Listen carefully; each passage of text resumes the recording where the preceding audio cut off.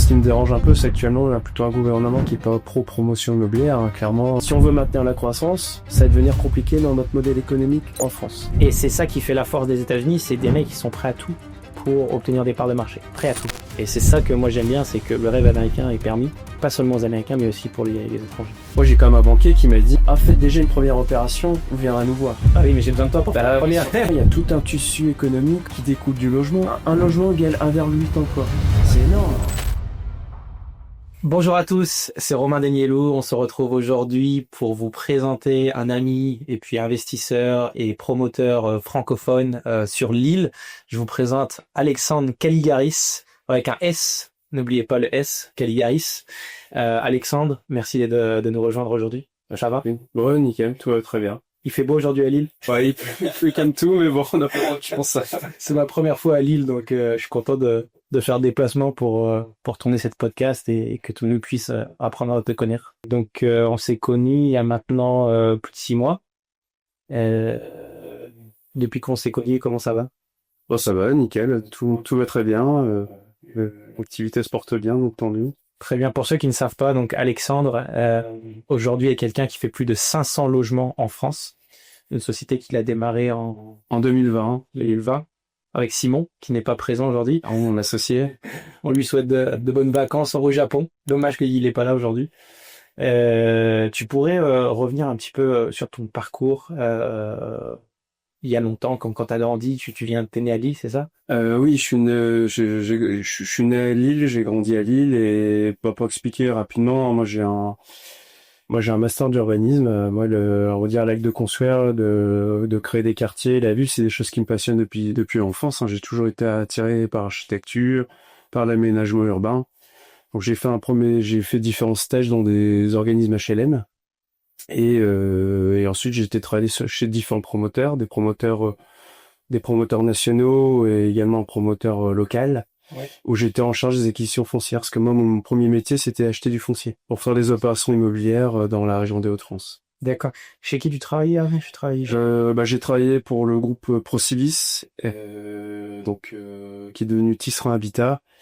Ensuite, j'ai travaillé pour Nexity et de l'Ordony, qui est un gros promoteur maintenant sur la région des Hauts-de-France, qui a été racheté par Nexity.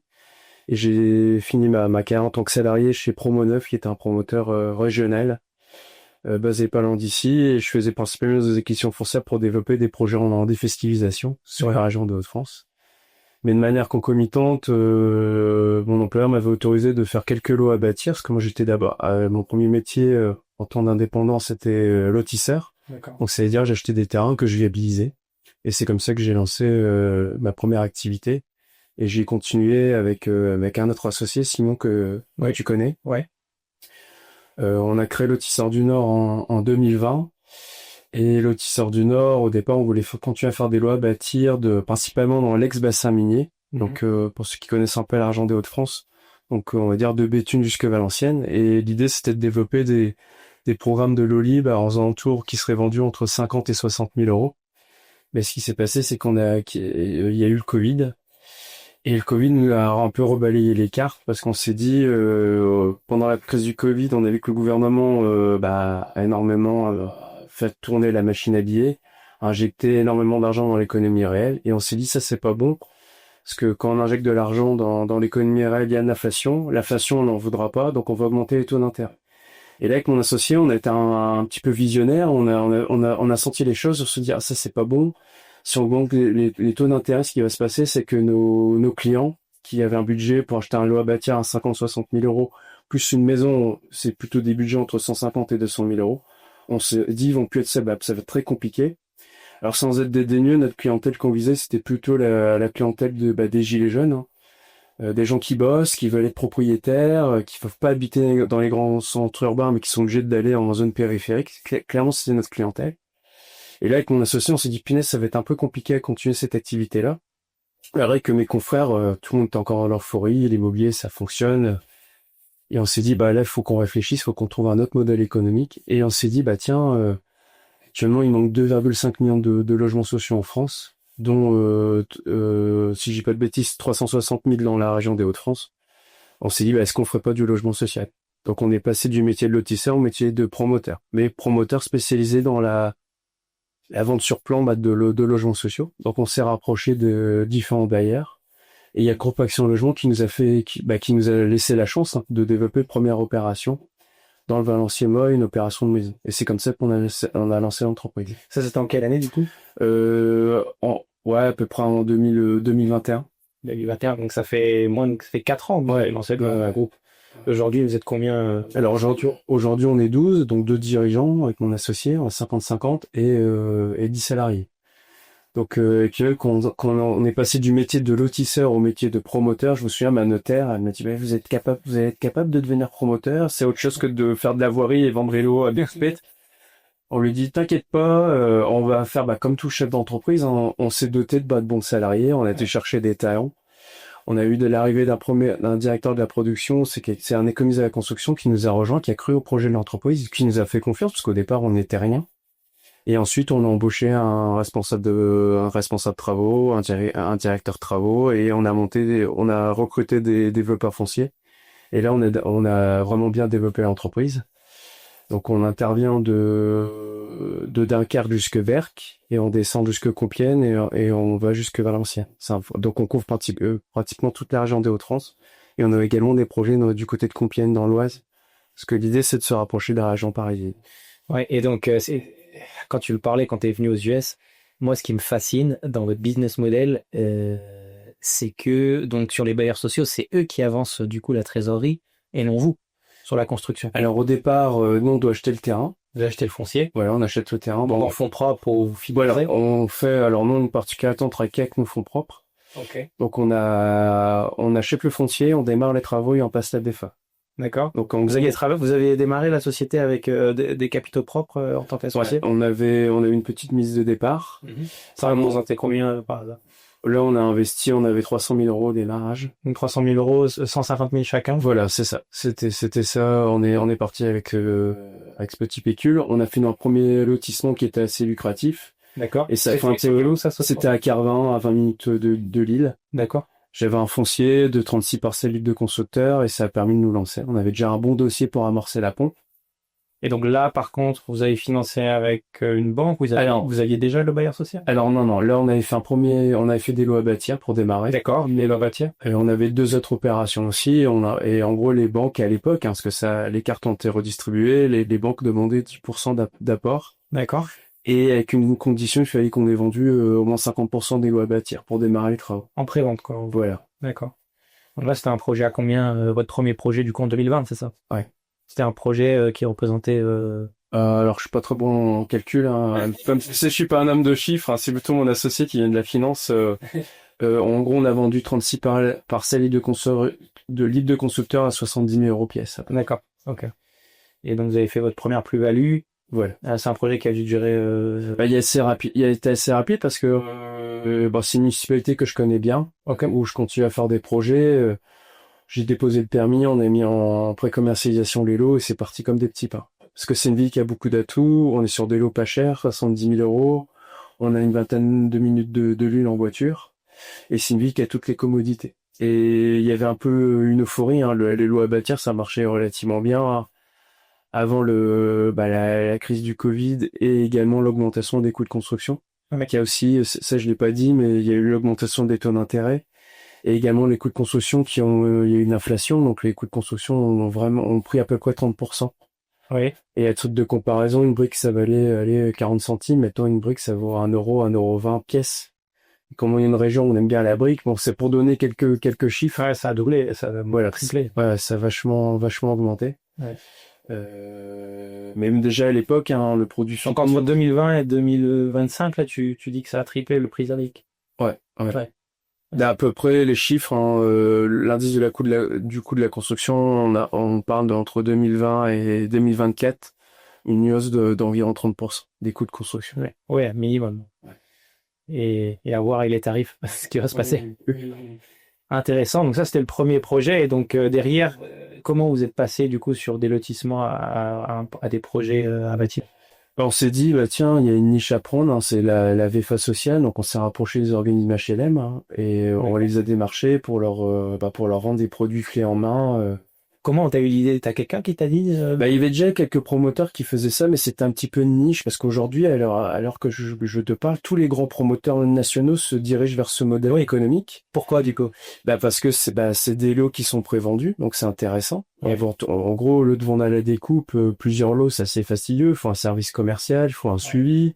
Généralement, les clients, ils te demandent de personnaliser le logement, donc il y a un suivi il faut à faire aussi bien des travaux qu'au commerce. Ouais. Que là, l'intérêt, il n'y a pas de service commercial, il n'y a pas de commission à donner Des vendeurs. à des vendeurs. Tu gagnes quoi, 6% du coup en moyenne? Non, on est sur ça c'est propre à chez nous, nous, une opération, on est, environ 10% de marge. D'accord. Après, les marges, Ouais, quoi. ouais, il y a rien à cacher, hein, c'est à peu près les chiffres. Après, nous, on a pris parti pris, c'est qu'on est une structure, une structure réduite, hein. C'est pour ça on est 10 salariés. Aujourd'hui, on est équipe de 12, mais je souhaite pas aller au-delà. Ouais, Parce que j'en parlerai. voilà. Et l'idée, c'est qu'on maîtrise bien nos coûts de construction, les projets sont optimisés. Alors, optimiser veut pas dire que des projets low cost, hein. C'est que nous, on travaille sur des opérations, on va dire, un peu à l'échelle industrielle. Tout est tramé, de façon que ça soit que ce soit les projets sont assez rentabilisés, on essaie de perdre le moins de surface possible, on essaie de faire des logements assez grands, sachant que les bailleurs sociaux, eux, ils ont des marges patrimoniales, hein, donc ils veulent quand même des tailles de logements assez grands. Pour prendre à titre de comparaison, par exemple un T2, quand je faisais de la défisque, l'idée c'était d'avoir un prix. Ouais. On travaillait sur des T2 38, 40 mètres carrés. Le même produit en logement social, on est plutôt à 50 mètres carrés. Voilà, sur des logements beaucoup plus grands. Donc moi ça m'intéresse, hein, parce que moi je vends une surface habitable. Donc moi plus le logement est grand, plus le prix global est intéressant. Voilà, pour donner quelques. Donc en fait, vous démarrez en 2020, vous achetez un terrain, vous le construisez, vous vendez les lots, vous faites votre première plus-value. Derrière, le deuxième projet, c'était où du coup? C'était un... Alors le deuxième projet, là on a fait un projet mix, on a fait 30 logements sociaux, 30 maisons à Noyelles-sur-Celle à côté de Valenciennes et Varlot-Libre. Donc ça c'est D'accord, un mix. Voilà, l'idée c'était de se lancer, voir comment ça allait se passer. Après on a un très bon architecte, hein, parce que l'idée, quand tu es chef d'entreprise, c'est de bien s'entourer. Donc moi j'ai pris un archi qui fait à peu près 400 logements par an avec plusieurs promoteurs. C'est des gens qui ont dessiné un modèle de maison et c'est vraiment des spécialistes en maison.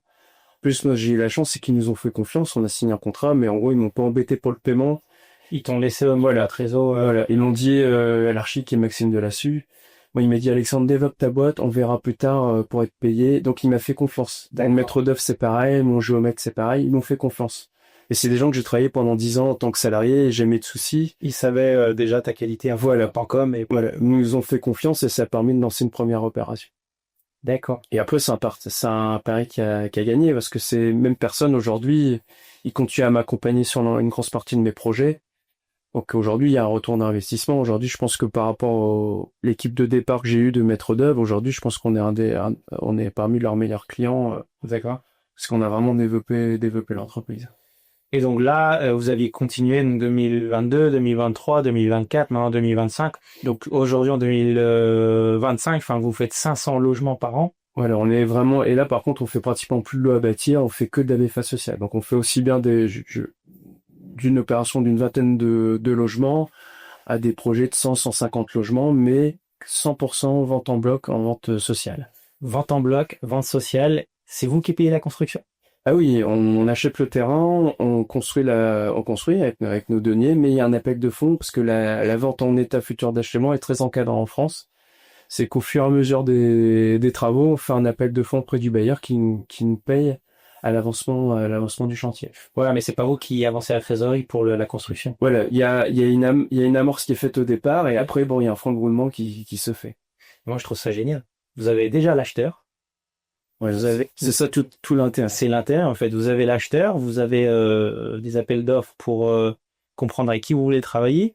C'est eux qui versent la trésorerie en fonction des avancements des travaux. Voilà, c'est ça. Et vous, vous avez une marge garantie à 10% presque. Quel est le risque alors du coup Alors aujourd'hui, globalement, on n'a pas vraiment de risque. Le seul risque, c'est un dépôt de bilan d'entreprise. Parce qu'aujourd'hui, de la vôtre ou des constructeurs. Parce qu'aujourd'hui, les bailleurs, généralement, ils déposent plusieurs millions et même de milliards de fonds propres. Donc c'est plutôt le constructeur qui... Voilà, c'est par exemple le partenaire que je vais prendre, par exemple la boîte de gros œufs, l'électricien qui peut déposer le bilan. Bon, après, comme je le disais en préambule, on est indépendant financièrement, parce que quand on vend sur plan, on doit garantir à notre acheteur qu'on ira jusqu'au bout. Donc en gros, l'État français, on critique beaucoup la France, mais comme des garde-fous, nous on remet une garantie financière d'achèvement qui vient d'une compagnie d'assurance ou d'une banque, en disant que demain, Vous assurez en plus. on assure. Ça, c'est une obligation. Quand on vend sur plan, c'est une défaillance de notre part, on vient se casser la figure, on dépose le bilan. Derrière, la banque garantit à mon acheteur d'aller au bout de l'opération, de payer l'achèvement des travaux.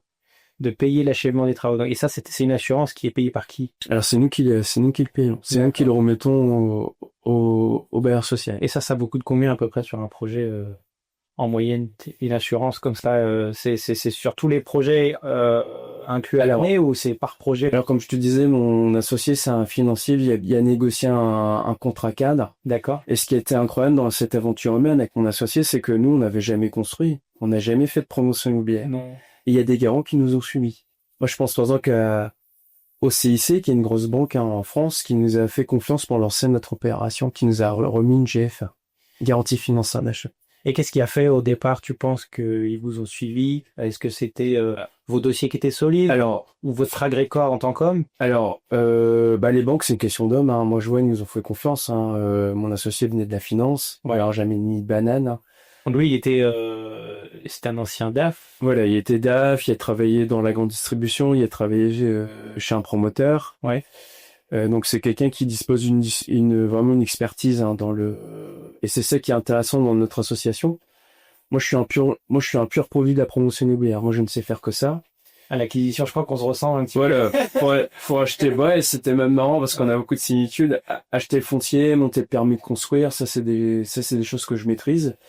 Et mon associé, il vient de la finance. Donc lui, il y a une autre approche. Et même c'est vachement amusant parce que quand on regarde un dossier, on regarde pas sur le même œil. Non, vous avez pas. C'est ça qui fait. Mais c'est une force parce que lui était expert comptable, commissaire en compte. Donc lui, il a vraiment une approche financière qui est différente de la mienne parce que moi, comme tout promoteur, je t'apprends rien. On est que des champions du monde dans le métier que je fais là. S'il y avait, tout va bien se passer. Voilà. Et il y a que des champions. Hein. Chez nous, c'est pas comme l'Olympique. Hein.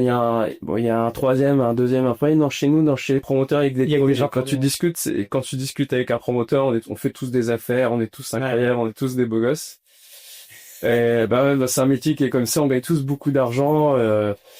Mais par contre, mon associé était très rationnel. C'était les chiffres. Voir comment réellement vous allez générer une marge qui est saine sur le long terme. Voilà, l'idée c'est qu'aujourd'hui on a une obsession de la marge, une obsession des qualités. Parce qu'aujourd'hui, comme on est en crise, aller chercher de la croissance avec l'accession à la propriété, c'est pratiquement impossible, c'est devenu compliqué. Parce qu'aujourd'hui, il y a plus de dispositif fiscal pour inciter les investisseurs à acheter dans le neuf. Ouais. Également, maintenant un jeune qui gagne à peu près de chacun 2 000 euros par mois, qui est au-dessus de la moyenne en France. Hein. Parce que le salaire médian en France, c'est à peu près 1 800 euros. Aller un couple qui gagne 3 000, 4 000 euros par mois à deux, ils peuvent financer à peine 200 000. 200 000 euros, ouais. Voilà, 200 000 euros. Un budget moyen en France, c'est 220 000 euros. Donc, c'est à peu près 1 300 euros de remboursement de crédit. Bon, c'est pas évident, je pense que c'est possible. Mais surtout, c'est qu'aujourd'hui, les banques te demandent un apport qui va entre 20 et 30 000 euros. Donc ça quoi, 10 à 15%. Voilà, c'est ça. Et aujourd'hui, un jeune qui débute à avoir 20, 30 000 euros, c'est pas évident. Surtout dans notre région, parce qu'on est une région qui est quand même pauvre, hein, faut le dire, hein, les régions de Hauts-de-France, on est une région de contraste. On a des gens extrêmement riches et des gens extrêmement pauvres. Ça se creuse de plus en plus, d'ailleurs. Et ça se creuse de plus en plus. C'est pour ça que la demande de logement social, je crois, si je dis pas de bêtises, hein, elle a à peu près augmenté encore de 8 à 10%. Et il y a des dispositifs pour les gens qui n'ont pas les 20 à 30 000 euros Alors, il y a des incitations, il y a des aides qui sont proposées par des agglomérations qui proposent un pécule pour devenir propriétaire. Ouais. Mais c'est vraiment la marge, quoi. C'est pour ça qu'aujourd'hui, quand tu as à faire de l'accession de primo-accédant, c'est très compliqué. Et moi, je vois le peu d'opérations de libre qui nous reste, qui était plutôt mon marché primo-accédant. Là, je m'aperçois qu'ils sont plus au rendez-vous, quoi. C'est plutôt des seconds accédants. C'est des gens qui étaient déjà propriétaires, qui achètent un terrain, qui font bâtir. Ils veulent une deuxième maison pour louer, peut-être Non, pour continuer leur parcours résidentiel. Ok. Donc, Et ils vendent l'autre et voilà. ok. Et on est une région très attachée à la maison individuelle. On a cette culture-là dans la région des Hauts-de-France, c'est d'avoir sa maison. Le rêve l'investisseur lambda, c'est d'acheter sa maison et de pouvoir y faire le tour. Voilà, c'est le rêve des Français. Et c'est un rêve dans notre région. Et en termes parce qu'on le voit aux États-Unis, on appelle ça la shrinkflation, les lots deviennent de plus en plus petits. Est-ce que tu vois ce phénomène aussi en France? Ah oui, oui. En gros, les lots à bâtir, alors il y a aussi un décalage entre nos élus, hein, dans nos campagnes qui voudraient des lots de 1000 mètres carrés, c'est fini ça. Le lot moyen, on est plutôt sur du 350, 450 mètres carrés. Parce qu'en gros, les gens cherchent pas une surface, ils cherchent un prix. À faire le tour de la maison. Ouais, à faire le tour de la maison. C'est tout. Et comme Le chien passe à... Ouais, mais c'est pareil, chez nous, ça se voit à vue d'œil. Et on arrive sur des lots après 300, ça devient petit. Mais et en termes de superficie de maison, qu'est-ce que tu fais en ce moment? Alors, pour les logements sociaux qu'on réalise, on a à peu près dans une standard en accession. Donc, nous, on fait plutôt des maisons jumelées par deux. On fait pas de la maison individuelle. Ok. Donc, on fait des maisons, ce qu'on appelle des maisons groupées. En gros, c'est des maisons qui sont attenantes. Ouais. Ils ont un même mur. Voilà, un mur commun et chacun ont leur garage sur le côté. D'accord. Donc, on fait plutôt ce type de produit. On est plutôt sur des logements de 85-90 mètres carrés habitables. D'accord, on est vraiment sur des Trois petites maisons. chambres. Voilà, 3 chambres, terrain avec la maison à peu près 200-250 mètres carrés. Donc c'est le produit phare chez nous en maison. C'est le produit qu'on développe pas mal. Et derrière, il y a des frais de copro pour le toit. Ils ont le même toit, du coup. Ah non, oui, ils ont le même toit, mais il y a une séparation. C'est chacun chez soi. Chacun chez soi. D'accord. Donc chacun a sa parcelle, chacun chez soi. D'accord. Et donc là, vous avez avancé. Maintenant, vous êtes une quinzaine, plus tous les externes, plus les avocats, plus les... Là, on est vraiment autour de nous. C'est pour ça que moi, ce qui me dérange un peu, c'est actuellement, on a plutôt un gouvernement qui est pas pro-promotion immobilière, hein. Clairement, pour donner quelques chiffres, il y a eu pas mal de dépôts de bilan. Et je pense par exemple au constructeur de maisons individuelles en France, l'année dernière, il y a eu 640 dépôts de bilan de constructeurs de maisons individuelles. Parce que c'est un marché qui est complètement en crise. C'est pour ça que nous, on a muté, qu'on est devenu promoteur. Tu sais combien il y en a de pros? Je serais pas dire les chiffres, mais moi, c'est un chiffre qui m'a interpellé. Il y a eu énormément de dépôts de bilan. Et par exemple, pour la maison individuelle, des constructeurs qui étaient là depuis les années 70, je pense à Maison Phoenix, Maison Castor, qui n'ont pas réussi qui ont déposé de bilan, des gens... moi, je prends toujours un parallèle. Demain, tu veux changer de voiture. En maison individuelle, c'est comme si demain, tu as un budget normal, tu veux aller acheter une Peugeot, une Renault, une Dacia. On va prendre une similitude avec le constructeur individuel. Ces marques-là, elles n'existent plus. Maison Phoenix, qui était les anciens, ils ont faisait du volume, ils n'existent plus, quoi. C'était quoi, selon toi, leur erreur à eux? Ou les autres 646 L'augmentation des coûts de la construction, donc une population qui n'était plus solvable, l'augmentation des normes. Moi, je pense à Maison Phoenix. Donc, en termes de trésor, ils n'ont pas réussi à atteindre. Ils ont pas résisté, quoi. Et également, après, souvent, ils ont aussi pas d'effet levier, avec les banques. Les banques n'ont pas suivi, et également, la réglementation. Aujourd'hui, il y a une loi qui est très contraignante, qui est en train d'être discutée au Parlement. C'est le ZAN. La zéro artificialisation nette, c'est en 2030. Voilà, c'est en 2030, mais comme en France, on aime bien toujours montrer l'exemple. Alors, c'est une directive européenne. Je pense qu'on doit être les seuls en Europe à l'appliquer. En gros, on ne pourra plus construire dans les champs. On ne pourra plus faire de l'étalement urbain. Donc, les projets se sont réduits. Donc, plus de permis délivrés sur des nouveaux terrains, en fait. Ça devient compliqué. Ça continue, mais c'est très, très compliqué. Donc, en fait, ton métier, tu le vois où, en fait, à partir de 2030?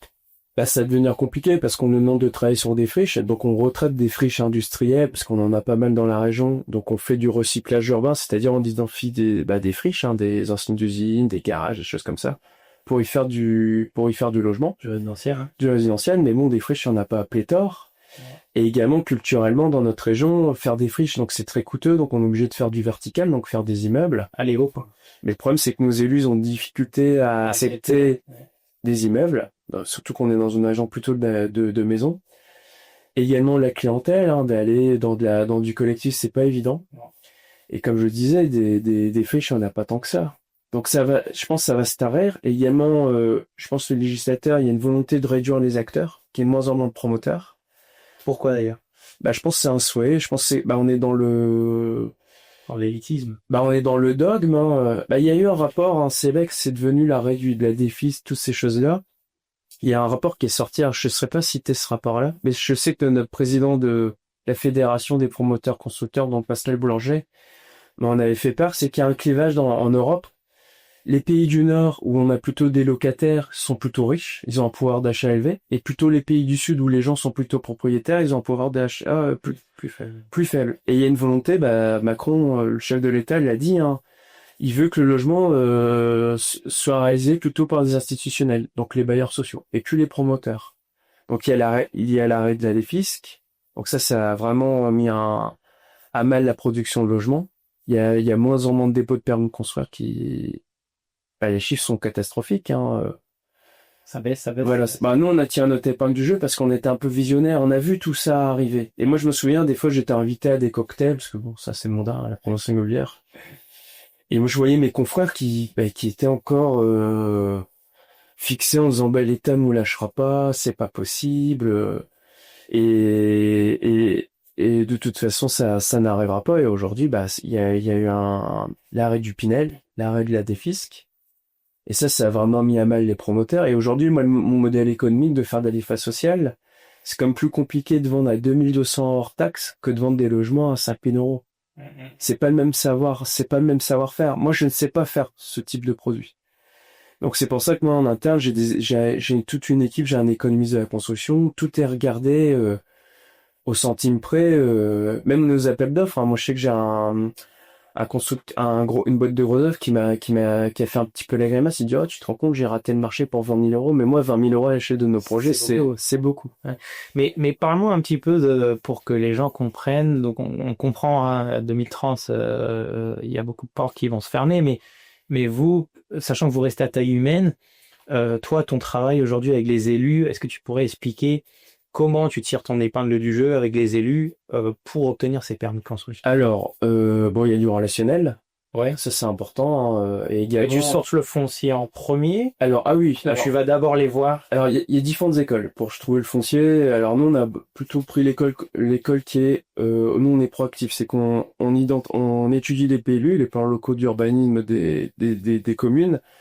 On identifie les zones mutables, donc des friches, des zones d'extension urbaine.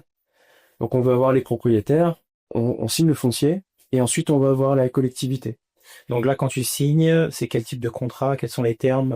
Alors, nous, on signe principalement des promesses unilatérales de vente, des PUV, avec des conditions suspensives. Donc, on explique aux propriétaires, on est assez pédagogue, on leur dit, voilà, on est prêt à acheter votre terrain, mais pour valoriser votre terrain, pour lui donner un prix, c'est en fonction de ce qu'on peut faire, de ce qu'on obtient avec la mairie. Avec le permis de construire. Donc, il y a une condition de permis de construire, une condition d'étude de sol, et également qu'on trouve un agrément auprès du bailleur, qu'on ait un bailleur social. Est-ce qu'il y a un timing là-dessus sur ce contrat? Alors, on est à peu près sur une durée de 18 mois pour acheter le foncier. Donc, il n'a pas la possibilité de le vendre à quelqu'un d'autre pour les 18 prochains mois. Voilà. En gros, on bloque le terrain. Ça nous permet de faire toutes les études de sol, faire passer le géomètre, rencontrer la municipalité, déposer le permis de construire et l'obtenir. Sachant qu'un permis de construire, on va dire de manière théorique, le temps de discuter avec la mairie et l'agglomération, ça prend entre 3 et 4 mois. Après, il y a le recours des tiers et le retrait préfectoral. Donc, il faut rajouter 3 mois de plus.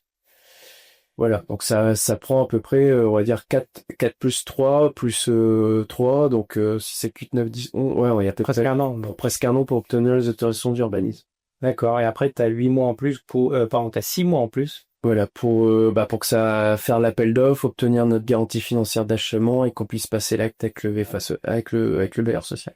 D'accord, et là vous achetez le terrain en fonds propres toujours ou... Ouais, on achète le terrain en fonds propres. D'accord, terrain en fonds propres, et donc là derrière, 18 mois, vous démarrez la construction, ça vous prend en moyenne sur la taille de lotissement? À peu près 24 mois. 24 mois en plus. Pour construire. D'accord. Entre 18 et 24. D'accord, il faut 36 à 48 mois, voilà, pour faire vraiment votre marge. Voilà. Alors, votre plus-value, quoi. Voilà, il y a ça. Bon, après, nous, on essaie vraiment d'anticiper. Aujourd'hui, on a une notoriété. Moi, je sais que j'ai eu des félicitations de plusieurs bailleurs parce qu'on a livré 7 opérations l'année dernière. D'accord. Ce qui correspond à combien de logements? Bon, là, on était à peu près sur 250 logements qu'on avait. 150 logements. Et comment dire, on a livré sans réserve. Donc, c'est-à-dire qu'il n'y avait aucune remarque dans les logements. Donc ça, c'est important pour nous parce que on récupère il y a de l'argent qui est bloqué, hein, si on livre pas sans réserve. Donc ça, c'est important d'aller chercher les quelques pourcentages qui restent. Également, le temps, c'est de l'argent. Une fois qu'on a livré, on n'en parle plus. Ça, c'est important. Et également, comme je te disais, c'est tous les promoteurs se dirigent vers la vente sociale. Donc nous, on a pris le choix de se démarquer de nos confrères. C'est livrer de la qualité. C'est-à-dire quand on livre sans réserve. Ça, c'est important pour nous. On veut de la qualité. C'est-à-dire que le bailleur, on veut qu'il soit content. Parce que notre obsession, c'est faire un projet, faire de la qualité. Alors ça peut pas, toi, je suis un beau parleur. Non, non, nous, c'est important. Moi, quand j'y vais auprès du bailleur, il faut qu'on livre sans réserve, qu'il signe. Et nous, c'est important parce que j'insiste dessus, c'est qu'une fois qu'on a livré sans réserve, nous, on passe à autre chose. On n'a pas besoin de faire revenir des entreprises pour refaire la peinture, pour ramener la plomberie. Bon, comment tu t'assures de la qualité, le contrôle? Alors moi, j'ai une bonne équipe. Ça, c'est important. Nous, on a recruté des talents. Moi, j'ai vraiment une bonne équipe travaux. En plus, ça a une particulière. Moi, je suis quête des passionnés. Moi, j'ai des gens qui sont passionnés par ce qu'ils font. Et également, on travaille avec des bonnes entreprises. Moi, je travaille pas, quand on fait un appel d'offres, il n'y a pas juste le prix de trouver, faire les travaux moins chers. Moi, je travaille avec des entreprises qui tiennent la route parce que, comme je te le disais, on est indépendant. Donc, en étant indépendant, nos garanties financières d'achèvement, les organismes, donc généralement les compagnies d'assurance qui nous délivrent ce document de GFA, cette garantie financière d'achèvement, vont auditer notre entreprise et ils vont également auditer les entreprises avec qui on va travailler pour faire les travaux. Regarder le track record. Voilà, ils vont regarder ça et aujourd'hui, moi j'ai noué un partenariat avec des constructeurs, avec des boîtes de gros œuvres, avec des électriciens, avec des plombiers, des boîtes de voirie, des régis divers. Chaud maintenant. Voilà, il y a les confiances qui s'est installées. Également, ils font un effort sur le prix. Et je sais qu'aujourd'hui, ils se battent pour pas qu'on fasse appel à d'autres sociétés. C'est sûr, ils veulent bosser toute l'année. Voilà. Et nous, on est vachement à cheval quand on fait nos cahiers des charges. Tout est dans le détail. Et aujourd'hui, on a vraiment un process industriel. Une fois qu'on a acheté le terrain, on a passé la défense, on attaque les travaux. Et là, tout est cadencé. Tu gères cette partie-là opérationnelle? Alors c'est bête, hein, moi j'aime pas les travaux. Oui. Donc moi j'ai des gens en interne qui gèrent, qui sont passionnés. Ouais. Donc en gros chez nous il y a beaucoup d'autonomie. Donc on est aujourd'hui une TPE, mais on fonctionne comme une start-up. Oh d'accord. Voilà. Donc nous on a des gens en interne qui sont très très indépendants, qui gèrent eux-mêmes leur service. D'accord. Qui me rendent des comptes. Mais aujourd'hui ils sont totalement indépendants. En termes de management, tu demandes quoi exactement en termes de communication, en termes de rapport, en termes de bilan? Est-ce qu'il y a des choses spécifiques? Alors, comme je te disais, aujourd'hui, on n'a pas le choix de dépasser. Allez, on sera à terme. Aujourd'hui, on est 10 salariés, peut-être parce qu'on a quand même beaucoup de volume. Donc là, aujourd'hui, je recrute. On sera 12 maximum, plus de dirigeants. Mais je veux pas aller au-delà. Je veux pas faire plus de 500 lots par an. Alors déjà, je pense pas que le marché est en capacité de l'absorber. Alors c'est ça. Moi, j'ai besoin de comprendre. Est-ce que c'est vraiment le marché ou est-ce que c'est juste parce que tu as envie de garder la qualité? Alors, il y a ces deux piliers. Il y a le marché, parce que bon, je cache pas, moi, j'aimerais bien en faire davantage, mais aujourd'hui. Non, mais c'est marrant, il n'y a pas beaucoup de chefs d'entreprise qui disent, ouais, non, pour l'instant, nous, on va stabiliser, on va garder notre courbe de croissance la même. Alors, par rapport même à notre expérience professionnelle avec mon associé et moi, on a travaillé pour un promoteur qui a énormément développé, qui était un tout petit promoteur qui est devenu un promoteur national. D'accord.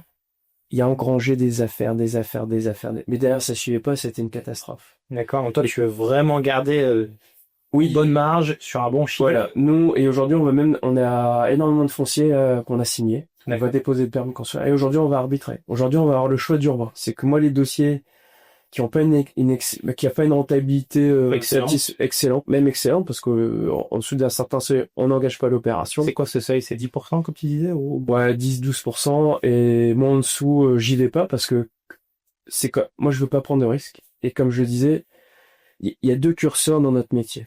Le foncier, l'achat du foncier. Donc là, on maîtrise bien nos coûts d'achat.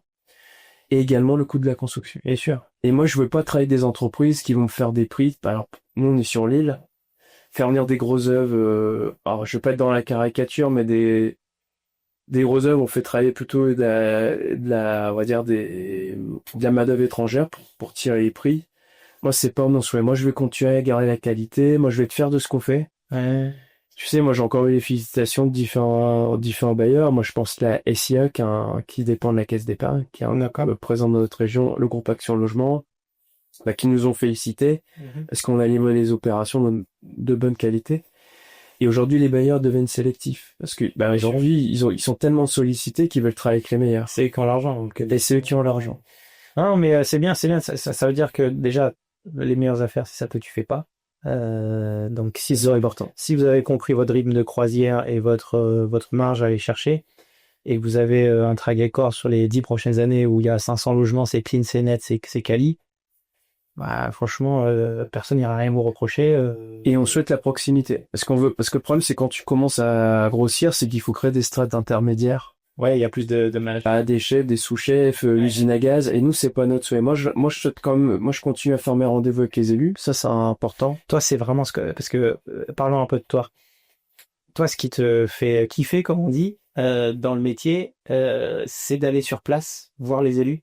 Moi, c'est hyper important. Moi, je veux garder la main et nos élus aujourd'hui sont fortement sollicités. Et aujourd'hui, on a des élus qui sont de moins en moins bâtisseurs. Pour plusieurs raisons. Bon, quand tu construis, t'as toujours des mécontents, les riverains. Donc le maire, c'est un risque qui est, on va dire, Pour lui, ouais. pour lui. Également, bon, maintenant pour l'écologie, faire du béton, c'est pas de l'écologie pour nos élus. C'est quoi la solution là? Ça devient compliqué parce que moi, voilà, et moi c'est ce que je dis souvent aux élus. Vous savez, les entreprises qu'on fait travailler, moi je fais pas travailler des Chinois sur nos chantiers. C'est des entreprises du coin, c'est des entreprises du cru qui font vivre tout le tissu économique de la région. Et moi, mon petit plaisir, c'est d'avoir des élus qui sont plutôt réfractaires et essayer de les convaincre. Et ça, c'est vraiment créer du lien.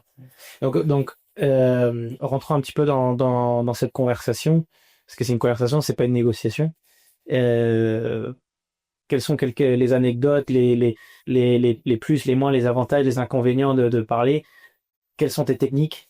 Alors, j'ai pas vraiment de technique. Moi, l'idée, c'est d'être soi-même. C'est d'être simple, d'être à l'écoute, surtout à l'écoute. Parce que faut savoir que les élus, aujourd'hui, être maire en France, c'est pas évident. Hein. C'est une assistante sociale. C'est lui qui gère tous les problèmes. Dès qu'il y a un souci, les gens vont voir le maire. C'est la proximité. Alors moi, généralement, je les admire, parce que moi, je pourrais pas faire ce métier. Parce que faut vraiment aimer les gens, parce qu'on dit, ouais, le pouvoir. Alors peut-être qu'il y a l'attrait du pouvoir, mais c'est surtout aimer les gens et rendre service à la collectivité. Et je pense, par exemple, un exemple, moi, j'ai un projet dans le Valenciennois, où on a réalisé une centaine de logements. Le maire voulait pas de projet au départ. Je sais que j'ai différents confrères qui se sont cassés les dents. Ouais. Et moi, je suis allé le voir, le maire. Bon, j'ai fait appeler des maires du secteur où on a fait des opérations. Il l'appelle pour lui dire, il est sympa, Alexandre. Ouais, ça, c'était important. Donc, en fait, tu arrives pas comme ça en frontal. Ah non. T'assures qu'il y a un matelas au départ pour le maire sache un petit peu qui tu es. Alors, pas spécialement, mais on réfléchit notre projet. C'est-à-dire que moi, je fais attention de pas trop densifier où il y a vraiment, on est sur un environnement plutôt bas avec de la maison. Tu sais déjà qu'il y a une fenêtre de tir, en fait. Voilà, moi, j'essaie de réfléchir les projets de manière intelligente. C'est-à-dire qu'on les bourre pas au maximum. On va pas au maximum de la constructibilité, sachant qu'aujourd'hui, en France, on peut densifier les projets. Et c'est même clairement le sens de la loi, mais les élus, ils aiment bien trop tirer un étage, ils te demandent de réduire le nombre de logements. Donc ça, j'essaie de l'anticiper pour expliquer au maire, voilà, on aurait pu faire beaucoup plus de logements, mais on sait qu'on a le respect de votre population, donc on essaie de faire des projets à taille humaine. Mais de toute façon, quand tu leur parles du foncier, ils savent directement qu'est-ce qu'ils veulent ou qu'est-ce qu'ils veulent pas. Alors, il y a d'idées, mais après, il faut vraiment les guider. Ouais, parce qu'ils sont pas des professionnels de l'immobilier. Ah non, ils connaissent rien, et généralement, moi, 80% de nos élus, c'est des anciens profs, c'est des gens qui ont un peu de temps à côté pour faire cette activité. Donc nous on essaie. Tu les rassures en fait. Voilà, c'est vraiment de les orienter en disant regardez ce maire-là, le collectif, on l'a mis en front à rue, comme ça on a une distance entre les habitants qui sont en face. Le stationnement, on essaie les espaces verts, on essaie de les mettre à proximité des riverains pour limiter au maximum l'impact auprès des habitants. Donc ça c'est hyper important. Également d'être à l'écoute. Et vraiment d'être dans le respect et de construire le projet avec les maires. Moi j'aime bien y aller avec un plan masse, y aller avec un calque, avec un stylo. Et d'essayer de que l'élu s'approprie le projet. Ça, c'est hyper important. Bien sûr. Il est là pour ça. C'est à lui de gérer sa vie. D'accord. Donc, et est-ce que tu as des anecdotes sur des conversations qui sont super bien passées alors que tu pensais que ça allait de la catastrophe et vice versa? Alors, Ça s'est pas du tout bien passé. Alors moi j'ai un exemple concret, là on a un projet sur la côte où le maire on a mis 6 mois à rencontrer la mairie. Et je me suis dit, on n'avait pas de rendez-vous. On me donnait pour marier, je m'en excuse, le maire est pas là, le maire est en vacances, le maire est en réunion, c'était très très compliqué. Et à un moment donné, moi je me suis un petit peu énervé, façon de parler, moi j'ai appelé la mairie, j'ai dit attendez, vous voulez pas nous faire travailler? Vous nous laissez même pas la chance de discuter. Et là, je me souviens, c'était le directeur général des services qui m'a dit non, pas du tout, entre vous. Et il m'a passé le maire, j'ai eu au téléphone, il dit, si, je suis prêt à vous recevoir, je lui dis, oh, même demain à 8h, c'est possible. Ah, pas de souci, je vous reçois. Et au final, le maire, on a eu un très bon accueil, donc là, on fait 50 logements. Donc, on a lancé le projet, le maire, on a eu un très bon accueil. T'avais déjà sourcé le foncier ou? Ah oui, nous, on démarche les mairies une fois qu'on a identifié un terrain qu'on a signé. Moi, j'ai cet exemple-là. Après, j'ai un autre exemple. Le fameux projet, le maire voulait pas de projet. Au final, aujourd'hui, on a fait une première phase d'une centaine de logements. Et là, le maire, samedi dernier, il m'a appelé. On remet une couche. Qu'on remet une deuxième tranche. Mais on l'a fait de manière intelligente parce que le maire m'a dit, voilà, moi, je veux maintenir ma majorité municipale. Et il m'a dit, j'ai une problématique pour les personnes âgées. Donc, on a la deuxième tranche du projet, on fait du logement dédié à de la personne âgée. Uniquement? Que de la personne âgée. D'accord. Donc, politiquement, c'est intéressant, sachant que les personnes âgées, c'est surtout eux qui votent, Ouais, c'est vrai. Donc le maire, lui, c'est intéressant. Donc on lui a fait un petit projet de petite maison, T2, T3, pour répondre à là-dedans. Plein pied, donc. Mais par exemple, il y a... Bon, des histoires, je peux en raconter plein. Il y a peu de temps... On est là pour ça. moi, j'ai un maire qu'on a identifié un terrain municipal. Donc on lui a proposé un projet. Ça a duré 6 mois, pas de nouvelles. Et on avait rendez-vous avec le maire en question. Et on s'est pointé au rendez-vous, donc on a été reçu par la responsable de l'urbanisme qui a dit désolé monsieur le maire sera pas là, mais par contre vous aviez identifié un terrain, vous savez on a délibéré pour vous le vendre. On n'était pas au courant. Avant. En plus du foncier que tu venais pour.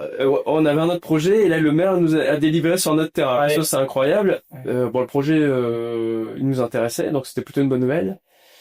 Et la dame de l'urbanisme nous disait oui mais par contre les riverains aimeraient bien récupérer une bande de 5 mètres à côté sur le foncier que vous allez acheter. J'ai dit mais c'est pas possible, 5 mètres c'est énorme. Ah oui mais on le sait très bien, mais le maire veut pas le dire aux administrés, c'est à vous d'aller les voir pour leur dire que ce sera pas possible. Donc on s'est pointé sur le terrain pour dire aux gens non, on pourra pas vous rétrocéder 5 mètres de bande de terrain. Et ça s'est bien passé, on n'a pas été accueillis. T'as été sur place? Ouais, on a été sur place, discuter avec les riverains. Non, après j'ai des cas. Hein. Moi j'ai eu le cas d'un projet où le maire était pas totalement partant.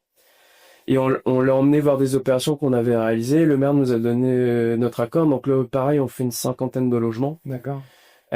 Pour de la personne âgée, parce que ça passe bien politiquement. Ouais. Mais le maire, il a accepté qu'on fasse un immeuble dans un environnement de maison. Donc ça, c'est plutôt pas mal. Et donc là, en ce moment, sur ce que tu travailles, là, cette année, comment vous ayez de finir l'année? Parce que là, on est déjà le 7 juillet. Alors là, avant fin juillet, on dépose 8 nouveaux permis de construire. Wow. Avant 20 septembre, on en dépose 11. Pour combien de logements au total? On va à peu près déposer l'équivalent de 600, 700 logements. Ok. Mais il y a toujours de la casse, hein. Parce qu'il y a des terrains qu'on identifie, il y a des terrains où le bailleur va pas nous les acheter, parce que la zone l'intéresse moins, parce que des bailleurs sociaux seront très sélectifs. Ouais. Bon, on essaye de vraiment sourcer des fonciers qui peuvent les intéresser. En termes d'analyse, du coup, quand tu as mis sous contrat comme ça, si y a de la casse. Ouais. Bon, jusqu'à aujourd'hui, il y a qu'un projet où le bailleur était intéressé. On avait même eu une LOI où il était intéressé. Il a fait volte-face, il n'y allait plus. C'est arrivé une fois. Et donc là, vous perdez combien dans l'histoire? Bon, ça allait. Je compte pas le temps passé parce que les gens en études, on a perdu 50 000 euros. D'accord. Donc il faut être prêt quand même. Après, ça c'est des plus gros projets. Après, c'est un métier. La promotion immobilière, c'est la rémunération du risque. Hein. C'est des métiers où on peut gagner notre vie, mais par contre, il y a du risque. Et un promoteur, ce qu'on fait, c'est qu'un produit financier, hein, mais c'est que la rémunération du risque. Ouais. Enfin, produit financier et gérer les projets aussi. Bien sûr, il y a tout un suivi. Et là-dessus, donc 600, donc ça va être construit en 2026 pour la plupart. Alors 2026, 2027, parce qu'il y a des projets qui sont phasés. Ouais. Surtout que là, on a avant période électorale. Donc là, les maires freinent des cas de fer pour pas faire. Alors, Il y a deux cas d'école. Il y a des maires qui veulent accélérer pour montrer qu'ils ont mis en place pas mal de choses. Et il y en a qui Il y a disent, des élus, ah non, là vous attendez, vous revenez au mois d'avril, si je suis encore là, parce que les élections municipales ont lieu en mars 2026. d'accord, Donc là, je sens qu'il y a des maires, ils sont un petit peu embêtés. le réfractaire. Mais ça arrive tous les 6 ans, hein. D'accord, d'accord. Donc ça c'est les lotisseurs du Nord. Maintenant, qu'est-ce que tu vois pour l'avenir des lotisseurs du Nord? Parce que tu me parles quand même d'un pays où ça va être un petit peu bloqué. Comment bien entendu, tu veux grandir comme tout chef d'entreprise. Alors, effectivement, aujourd'hui, la difficulté, moi, je souhaiterais aller chercher de la croissance. Tu veux chercher de la croissance. Donc, aujourd'hui, les lois matières, c'est mort. Difficile à vendre. Ouais. La VFA sociale, ce qu'on fait, c'est intéressant, mais je pense pas que ça va durer encore des décennies, sachant que les bailleurs sont fortement sollicités. Il y a une rareté foncière. De plus en plus. Avec le ZAN, on ne pourra plus construire dans les champs. Les friches, il n'y en a pas pléthore. Également, aujourd'hui, les bailleurs sociaux, bon, c'est bien beau de construire de nouveaux logements ou d'acheter des logements chez les promoteurs, mais ils doivent rénover aussi leur parc existant. Ouais.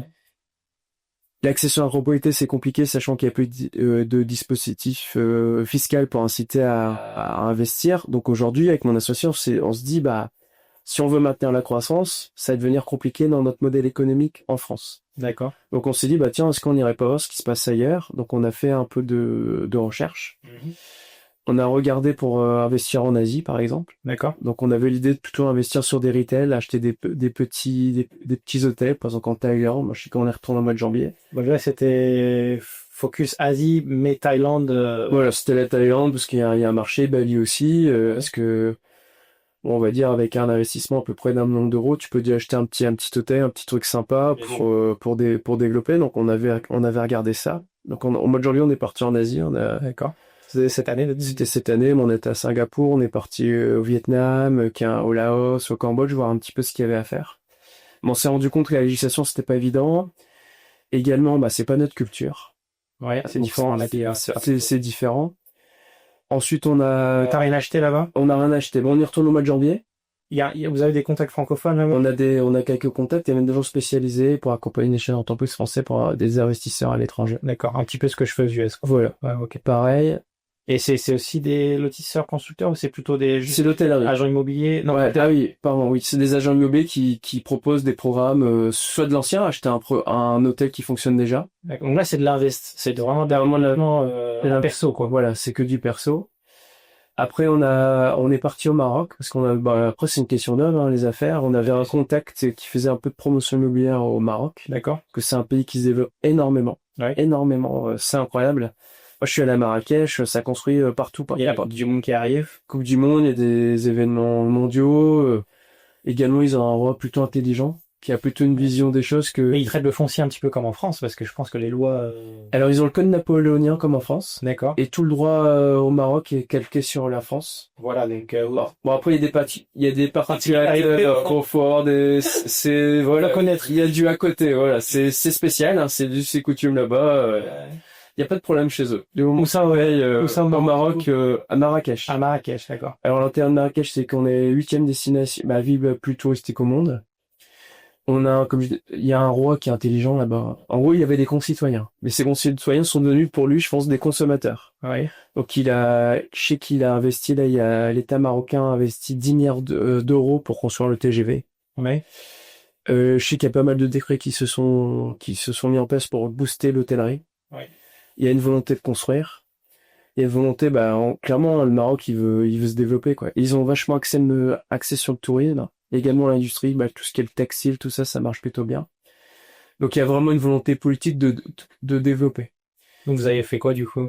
Alors, on a ouvert une société pour faire de la promotion immobilière. On s'interdit pas.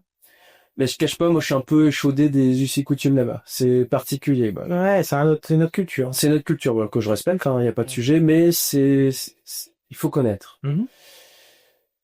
Alors nous, on a fait le choix, on a commencé doucement, on a acheté 2 riads.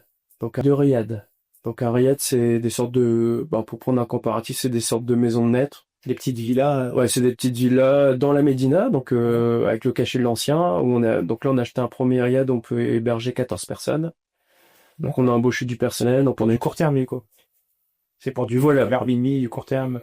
Voilà, on travaille avec Booking. En gros, c'est du Booking. Marrakech, ça se visite entre 4 et 5 jours. Donc là, une clientèle internationale, sachant qu'en plus Marrakech, il y a des lignes qui se sont ouvertes avec les États-Unis, avec le Canada, pas mal en Europe. Donc il y a énormément de touristes. C'est incroyable, il y a un dynamisme incroyable. Il y a une offre touristique très importante et ils ont ouvert les vannes avec des lignes régulières pour Marrakech. Donc on a acheté 2 riads, là on va peut-être en racheter parce que ça marche plutôt bien et plutôt de bonne rentabilité. Donc là c'est vraiment de l'investisseur. Ça coûte combien un riad comme ça dans la ville? Alors là on a acheté le riad, c'est à peu près 650 000 balles. Euros.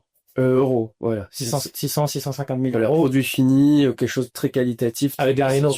Voilà. En gros, l'acheter, nous, on n'a pas fait de travaux, on l'a acheté comme ça. Déjà tout fait. Tout fait.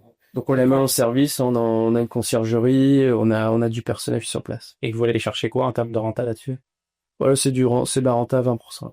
Waouh! Oh, Ouais, c'est intéressant. génial. Ça, c'est intéressant. Par contre, tu peux pas emprunter. Donc c'est... Ah oui, il faut payer ton choix. Ouais. T'aurais pas moyen dans le temps d'aller voir les banques, même si t'es pas marocain? Alors, je pense que c'est possible, mais nous, on est un peu, alors, en force d'acheter du foncier, on devient un peu des agriculteurs. Nous, on est des Mais l'argent sur la voilà. place, C'est ça. T'as sorti la valise. Voilà. On a acheté avec nos deniers, on a acheté un premier, un deuxième riad, comme pas acheté un troisième. D'accord. Et vous avez un Français qui vous gère ça ou c'est un Marocain? Alors, on a un contact là-bas qui nous a vendu le riad, qui a une société de conciergerie, quelqu'un de confiance. D'accord. Parce que c'est un peu une aventure, hein. Le Maroc, c'est comme une aventure, faut tomber sur la bonne personne. Et là, effectivement, Comme toujours. c'est une Française qui est Aurélie, qui fait un super boulot, Expatrié là-bas. voilà, qui vit entre la France et le Maroc. D'accord. Et elle fait de la conciergerie, mais elle est vraiment sérieuse, elle nous a trouvé du bon personnel, elle est là. Ouais. Et l'idée, nous, on voulait, pour les investissements à l'étranger, c'est qu'en gros, on n'est qu'investisseur. On met de l'argent. Et ça tourne. Et ça le tourner. Bah, vous avez déjà une activité principale, donc derrière, il faut que l'argent travaille, quoi. Voilà, qui est très prenante. Et également, avec mon associé, c'est notre souhait, c'est tout ce qu'on gagne, on le réinvestit. D'accord. Donc là, on est parti chercher la renta au Maroc. Bon, on a acheté un retail en France. On a acheté un petit retail, on a un Burger King, un Action avec différentes enseignes nationales. D'accord. Et les rentabilités sont intéressantes, hein. Là, ma rentabilité 7-8% qui est très très bien. Mais là, t'as pu financer ou? Là, on a financé. Là, on a fait un prêt, on a mis de l'apport et après, la banque nous a accompagnés.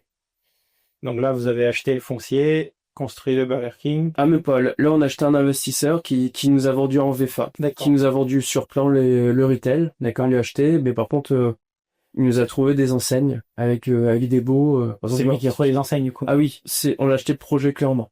D'accord. On a acheté la construction avec les baux, que ça soit loué. Pour une renta, quoi. Voilà, pour une renta. C'est des baux de combien de temps, du coup? Alors, Burger King, si je dis pas de bêtises, c'est 12 ans. 12 ans. Ferme. Avec l'inflation les loyers qui prennent sur l'inflation, ou c'est vraiment du fixe sur 12 ans? Il y a des clauses de revoyure. D'accord. Ok. Mais bon, c'est une belle enseigne. En plus, Burger King est en plein développement. En plus, on a acheté le retail. On est à proximité d'un lycée, d'un centre Leclerc, D'accord. d'un cinéma, d'un futur cinéma. Ils sont même en train de développer un centre aquatique. Donc, c'est assez stratégique. Et on a également donc une première locomotive qui est Burger King et Action qui est enseigne préférée des Français où ils vendent des produits à des prix très intéressants. Et là on a un bail classique 369, mais là il cartonne, le Action là il cartonne. Donc très bien pour vous. Très très bien. Et après avec des enseignes, on a un Midas qui s'implante, une boucherie Henri Boucher, un Zeman qui est un peu le pendant d'Action. Ok. Et écoutez voir qui est un mutualiste qui fait des lunettes et des appareils auditifs. D'accord. Et donc là, vous continuez à chercher du retail comme ça pour emprunter, créer un patrimoine. Voilà. L'idée, c'est qu'on vise la France, c'est important. On vise l'étranger. D'accord. Et après, on vise aussi les États-Unis. Parlons des États-Unis. Donc, vous êtes venu. C'était quand? On s'est rencontrés en mai? Non. Ouais, il y a 2-3 mois. Il y a 200 mois. Ouais. Qu'est-ce que tu penses des US? Quel est ton premier ressenti une fois que tu es arrivé sur place? On a fait quoi, 4-5 jours à San Antonio ensemble? Alors moi j'ai beaucoup de plaisir. C'est le principal. J'ai pris beaucoup de plaisir parce que je me suis ce qui était vraiment moi je fais un métier, j'adore mon métier, hein, c'est un métier passion. Et quand on a fait le premier jour avec les réunions, t'as expliqué un peu ce que tu faisais, c'est qu'il y avait beaucoup de similitudes. Ouais, bien sûr. L'idée c'est de revendre, de bien cibler les fonciers. En plus, on a beaucoup de similitudes, c'est que toi, tu travailles pas vraiment dans les grandes villes, tu travailles plutôt en périphérie des grandes villes. Dans les villes, bien sûr. des similitudes avec nous. Nous, on travaille pas on travaille à proximité des grands pôles urbains, mais on travaille pas. Bah non. Voilà. Le foncier, c'est là que tu trouves le foncier, le grand foncier. Voilà. Et plus grand foncier. Voilà. L'idée, c'est pour ça qu'aujourd'hui, on a une bonne croissance, c'est qu'on travaille sur des secteurs un peu plus détendus, mais qui restent à proximité de grands pôles urbains. Il faut que ça reste quand même dynamique. Donc ça, s'il y avait des similitudes, donc là, j'ai trouvé ça intéressant. On avait à peu près la même analyse. En termes d'emplacement, l'obsession, faut que la finalité, faut que ça doit partir, ça doit se vendre, faut qu'il y ait un attrait par rapport aux investisseurs. Et également, et bon, après, c'est l'Amérique, moi, une grosse opération, aujourd'hui, c'est une centaine de lots. Aujourd'hui, on est plutôt sur des opérations moyennes entre 30 et 50 logements. Ouais. Bon, toi, c'est déjà des gros bébés, c'est entre 500 et 1000 lots. Ouais. Voilà, donc, bon, après, c'est différent, c'est notre approche. C'est notre approche. Mais on revend aussi en groupe, en un seul morceau à des constructeurs. Donc. Et c'est ça que j'ai trouvé intéressant, parce que nous, on est venus au départ, on sent les choses. Après, comme je te disais, c'est une question d'homme, on a eu raison feeling. Ça, c'est important. En gros, ce que tu fais aujourd'hui, c'est un mix avec mon ancien métier de lotisseur, de vendre au détail, faire des projets d'aménagement d'ensemble, et de vendre en bloc, vendre à des institutionnels. Toi, c'est plutôt des promoteurs.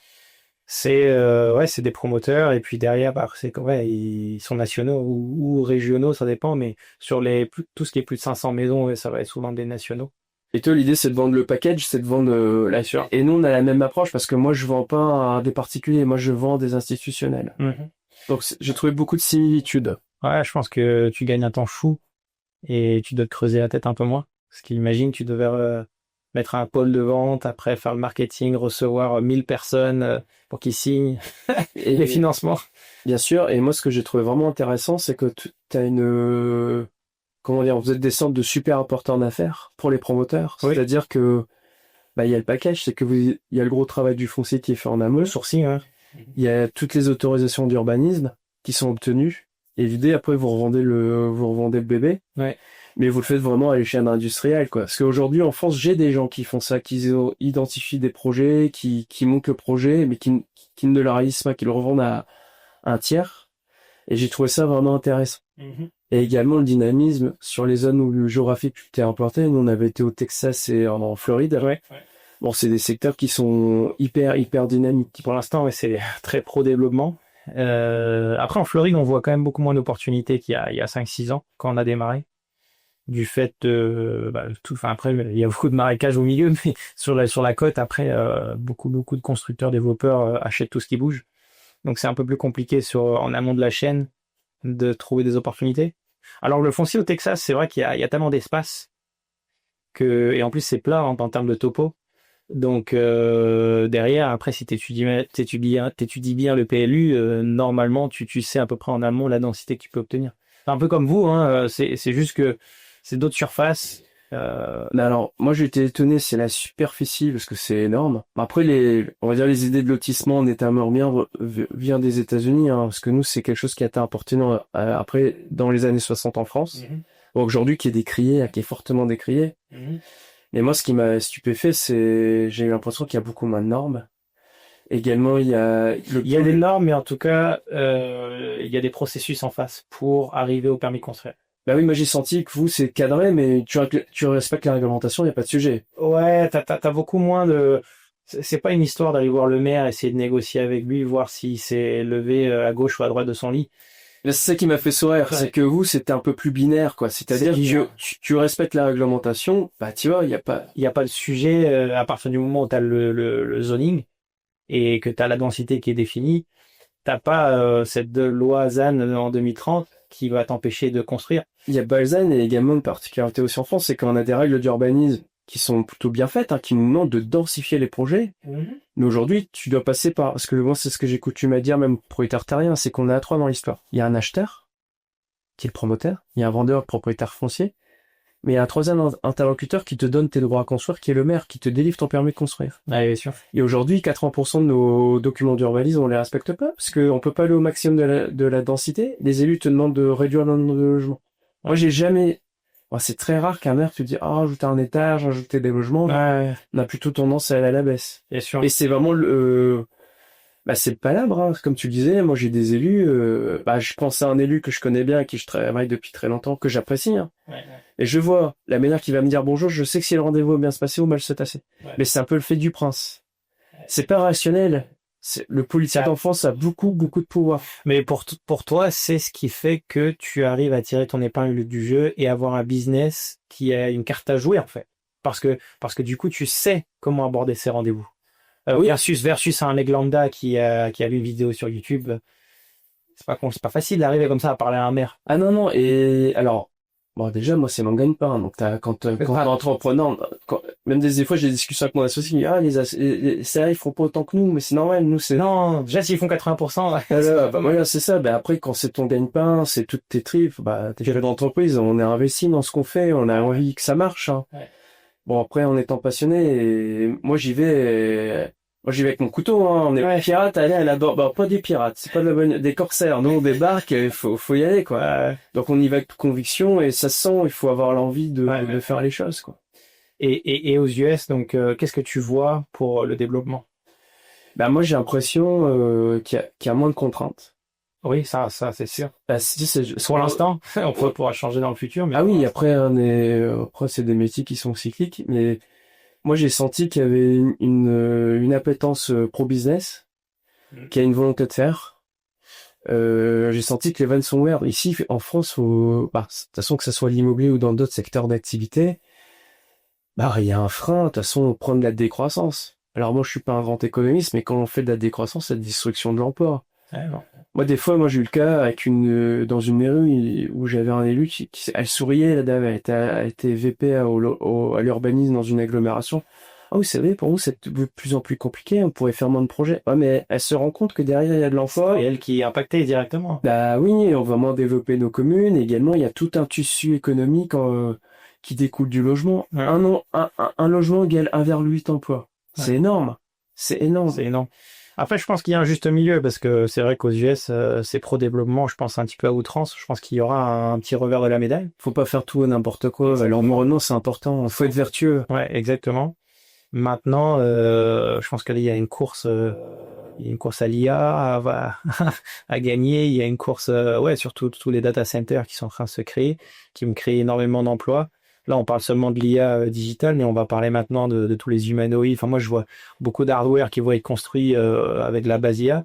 Donc, on va avoir besoin de beaucoup d'infrastructures dans les villes et ce qui va créer de l'emploi. Donc, je pense qu'il faut respecter l'environnement, mais rester visionnaire. Rester visionnaire sur où vont être les emplois dans 10, 20, 30 ans et construire les villes de demain en fonction de ça. Donc, nous, on le voit là dans le Texas, c'est des milliards, hein. On a vu la Stargate qui a investi 500 milliards. C'est le plus gros investissement de construction de l'histoire des États-Unis. Et je pense que en termes d'investisseurs, se positionner vraiment à la sortie de ces villes où il y aura des augmentations de budget pour ces villes, pour les infrastructures et pour les emplois, il faut le faire et capitaliser. Après, il n'y a rien de mal de capitaliser en étant business. Ah, mais bien sûr, de toute façon, faut avoir une longueur d'avance, hein. Faut sentir les choses, Faut sentir. Et il faut se tenir informé d'actualité. Bien sûr. Ouais. Donc là, tu pourrais revenir un petit peu sur l'investissement que vous avez fait avec nous pour l'instant. Enfin, ça c'est tout frais. Mais qu'est-ce que vous avez fait avec nous et quel est le but? Bah là, on a visité des différentes opérations, hein. On a visité 6 terrains. Ouais, on a visité 6 terrains, et on s'est positionné, je sais plus sur quel portefeuille. Le portefeuille 14. Ouais, moi, quand je disais, je suis pas un homme de chiffres. Il y a un associé qui fait ça bien. Oui, on a investi là, Ouais. là dans un premier projet. L'idée, c'est de continuer. Ouais. Parce qu'il était intéressant, c'est aussi d'être investisseur passif. C'est-à-dire que, bon, là, on injecte de l'argent ou, entre guillemets, on fait confiance, quoi. L'idée, c'est... Bien sûr. Nous, je pense que avec, on a 80% d'investisseurs francophones chez nous, avec ce qui se passe en France avec l'arrêt de la défisque et de tout ce qu'on vient de parler en termes c'est compliqué de trouver de la rentabilité foncière et immobilière en règle générale. Donc, pour les gens qui veulent diversifier, être multibancarisés, être en multidevise et qui comprennent un petit peu ce que veut faire les US sur les 10 prochaines années, je pense pas qu'il faut s'arrêter juste à Trump, ce qu'il fait là sur du court terme.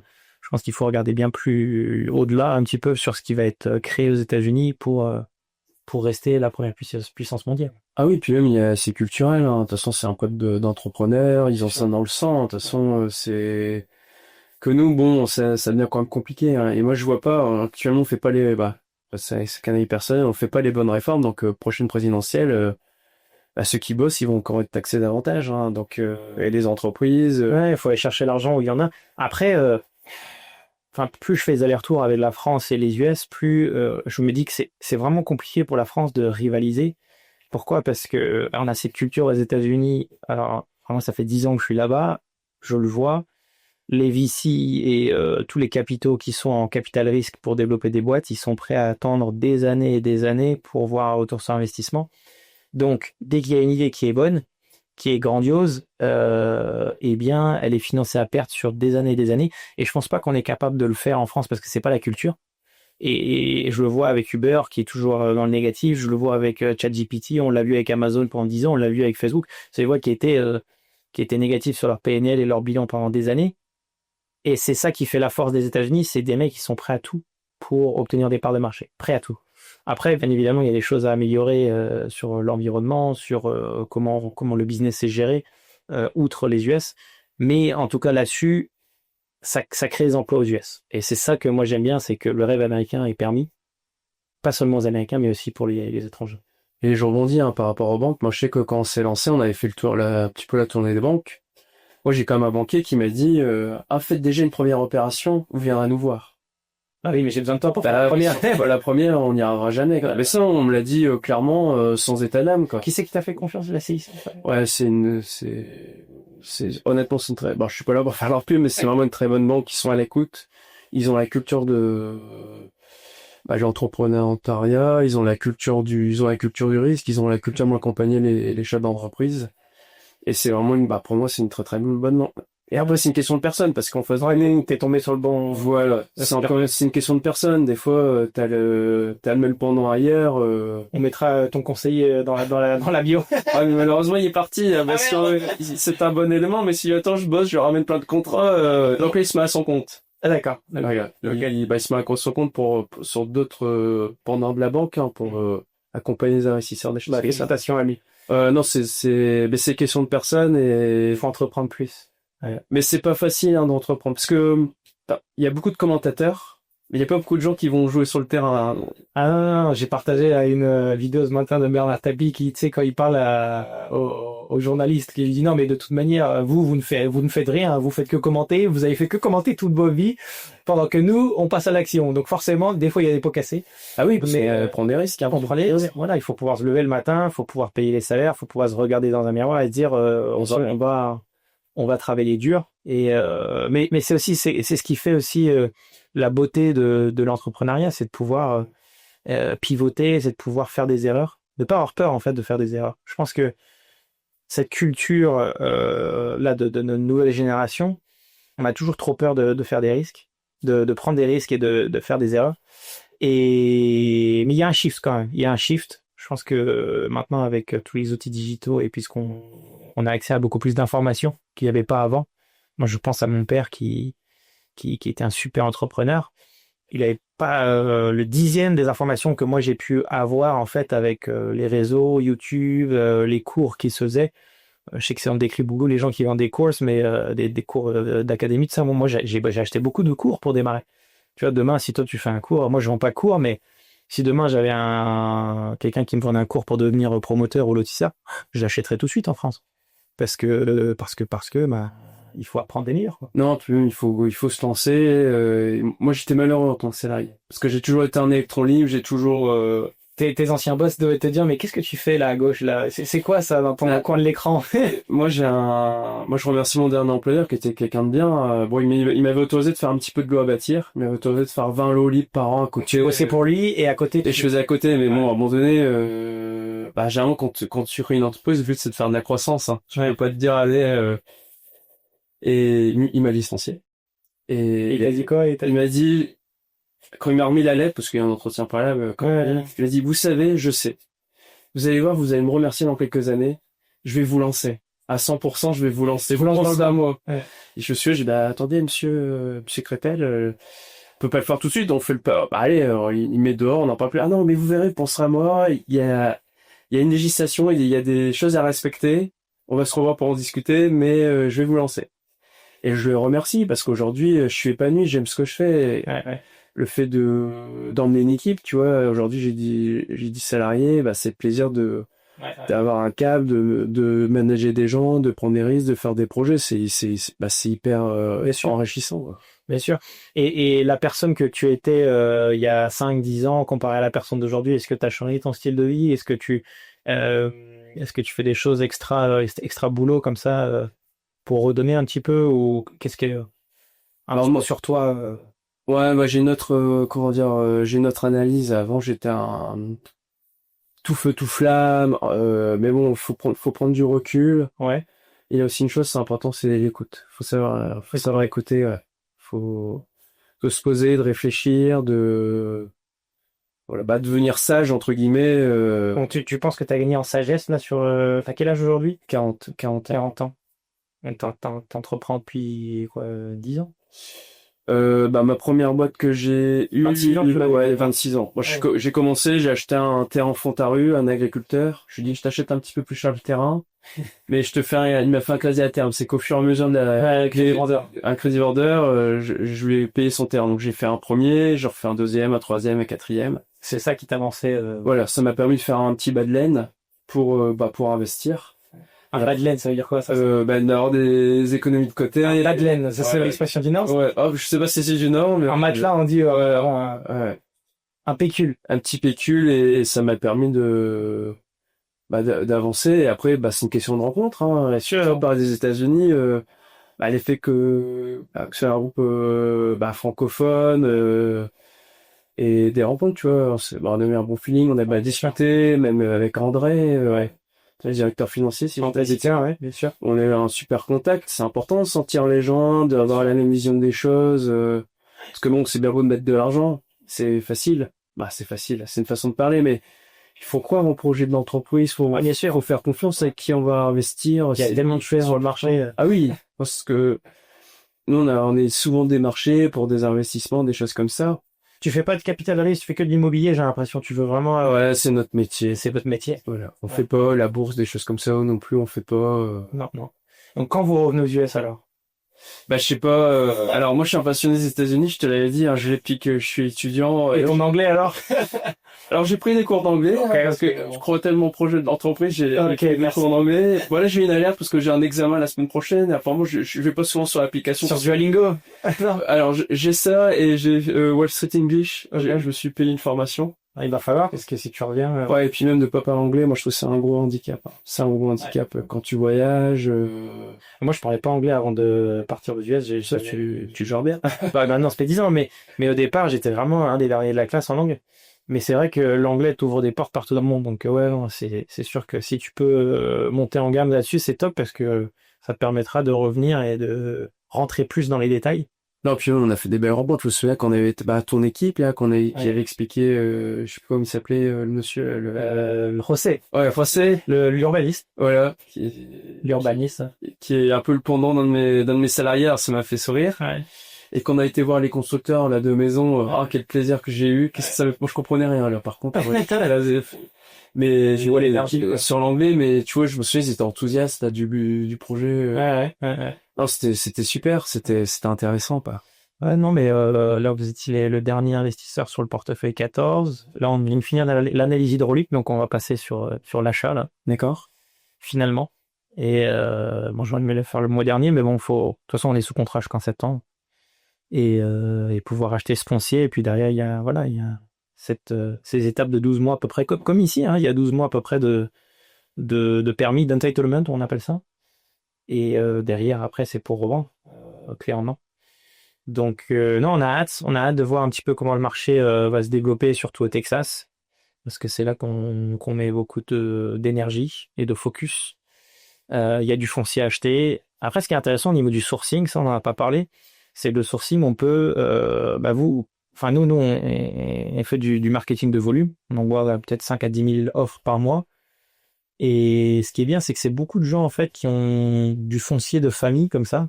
Ils ont peut-être 50, 60, 70 ans et ils ont hérité. C'est des grandes surfaces. Ils savent pas forcément les lois d'urbanisme. Ils connaissent pas forcément qu'est-ce qu'ils peuvent en faire. Donc c'est surtout là en fait qu'on crée des anomalies de marché. Alors, on achète un terrain, voilà, peut-être sous les 60 à 90 jours. Maintenant, il faut vraiment qu'on fasse 200 lots minimum, parce qu'autrement, c'est un peu petit en termes de levée de fonds. Parce qu'il faut qu'on respecte quand même entre 3 à 5 millions de dollars de levée de fonds. D'accord. Il y a du temps en amont sur les brochures, les contrats. À chaque fois, c'est du boulot. Donc, pour l'instant, on se focus là-dessus. 200 lots, être entre 3 à 5 millions de levées. Purement en equity, comme ça, on fait rentrer des associés. Et puis la dette, on va la chercher avec des crédits vendeurs. Parce que la dette sur le foncier aux États-Unis, c'est pas facile à avoir. Je pense que c'est plus compliqué d'ailleurs à avoir qu'en France. Enfin, quoique vous achetez en fonds propres le foncier. Ouais, on achète en fond. Bah, nous, on a fait le parti d'être libre. C'est pour ça qu'on évite de travailler avec les banques. D'accord, donc comme moi, Ouais, exactement. c'est hyper important. Parce qu'aujourd'hui, bah, dès que tu travailles avec une banque, hein, après on en a besoin. Je dis le contraire, hein, je dénigre pas les banques, mais ça, ils sont très interventionnistes. Tu t'es pas libre de ce que tu veux, de ce que tu Bien veux sûr. faire. Et nous, on avait un souhait d'être vraiment indépendant, bah, d'être maître chez nous, quoi. Ouais. Et moi, j'avais calculé par rapport à notre volume d'affaires. Euh, ouais, ça fait comme des économies qui sont pas négligeables. C'est pas négligeable du tout. Ah, c'est exactement comme en fait on n'utilise pas les banques ou très peu. Derrière, après vous demandez 18 mois quand même. 18 mois, vous achetez pas le terrain tant qu'il n'y a pas le permis de construire. Ça, c'est Ouais. Et l'acheteur. ça aux États-Unis pour avoir un prix revu à la baisse, il faut prendre un petit peu de risque. T'as pas 100% des permis de construire qui sont prêts quand tu achètes le foncier. T'as une grosse notion de ce qui va se passer parce que tu as déjà parlé à la ville et le comté, mais t'as tout un processus derrière à suivre. Donc c'est pour ça que tu me parles d'apporteur d'affaires. Ouais, on prend un risque, on rémunère le risque en fait que le promoteur lui fait pas quoi. Donc ouais, c'est une chaîne immobilière similaire, mais il y a quand même des spécificités. Intéressant. Ok. Et bah écoute, on te remercie d'être venu, Alexandre. Merci, Je sais pas si tu as un mot de la fin pour les gens qui veulent peut-être se lancer dans la promotion immobilière. Bah, allez-y. Allez-y, cassez-vous les dents. Non, bah, faut se documenter, faut réfléchir, mais après, faut avancer, quoi. Parce que si Oui, on se- moi, je me souviens, j'ai des collègues qui ont des belles carrières professionnelles en tant que salariés. J'ai jamais lancé quoi. Bah, ils ont toujours eu peur de ceci, de cela, de c'est pas le moment, mais c'est jamais le moment. C'est jamais le moment. Tu sais jamais quand on arrive en haut ou en bas du marché. Non, et puis même, faut savoir bien s'entourer, faut bien analyser les choses Bien sûr. et il faut se lancer. Ouais, faut faire. C'est mieux fait que parfait, comme on dit. Voilà, c'est ça. Faut voir. Un grand merci à toi. Ça m'a fait plaisir de venir à Lille, te voir sous le soleil, sous le soleil. Heureusement que je vais dans le sud là dans 2 jours. Le soleil me manque. Mais non, c'est toujours intéressant de faire intervenir des entrepreneurs à succès. Il y a très très peu d'entrepreneurs francophones que je connaisse qui font chiffre d'affaires et puis le projet que vous avez. Donc super intéressant et en plus j'apprends aussi de vous parce que ça me permet un petit peu de mettre en parallèle ce que l'on fait aux États-Unis avec la France. Tirer les conclusions un peu sur pourquoi il y a des investisseurs qui veulent investir à l'étranger et pourquoi pas d'ailleurs. Il y en a qui préfèrent rester ici, hein. Il y en a qui arrivent à trouver des niches. Donc un grand merci à toi et puis Je t'en prie. on se revoit aux US du coup. Ouais, bientôt. Ouais, c'est sûr. Allez, merci. Plaisir. Salut. Merci à tout le monde. Au revoir.